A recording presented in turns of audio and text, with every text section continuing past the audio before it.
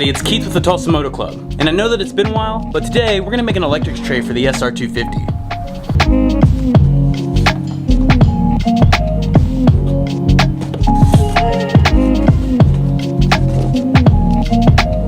Now this is a pretty straightforward project and should be pretty easy for most people. However, I've never actually made one before.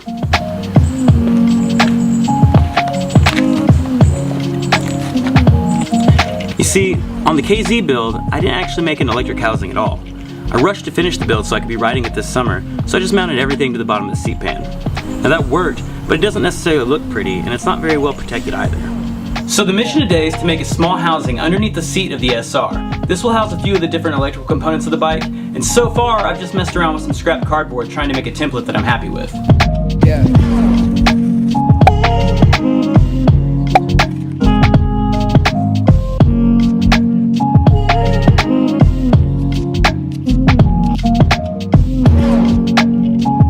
Now for this, I would typically give you measurements and everything. However, it's going to be different depending on the bike that you're working on and the design look you're going for.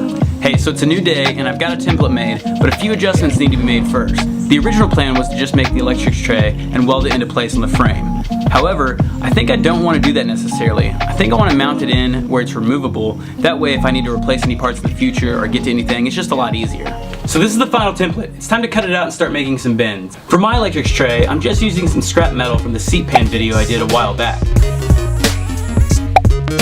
To cut it out, I'm just going to use the trusty angle grinder and a cutoff wheel. And a grinding wheel.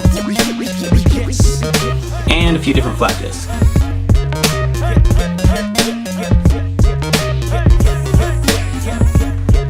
Now that I've got the metal cut out, it's time to make all the bends.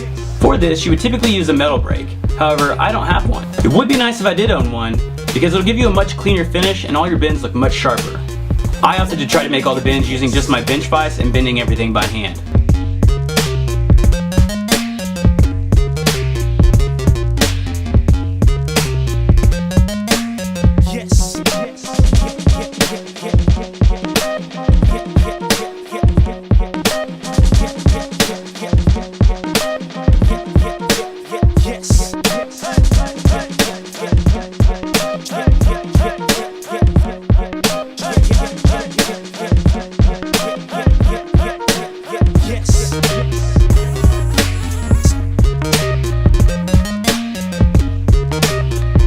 The end result isn't all that bad in my opinion. Now the bends are definitely more on the rounded side, but I think I actually like that more than I expected.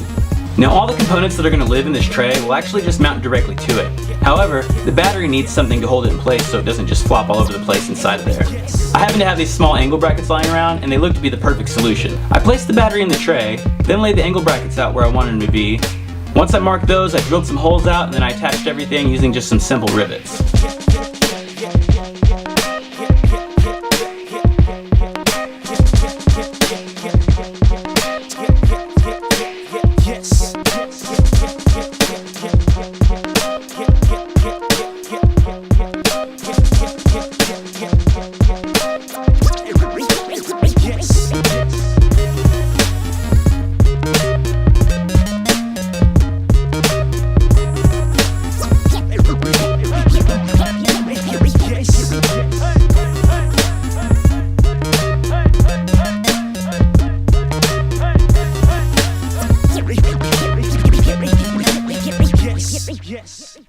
And now all that's left to do is mount the whole tray to the frame. So the plan is to just use nuts and bolts to attach the whole tray to some pre-existing tabs on the frame. However, I still need to get the hardware for that. But as of now, I'm going to go ahead and call it done. I've got it temporarily held in place just so I can see how everything fit and looked. And personally, I'm pretty proud.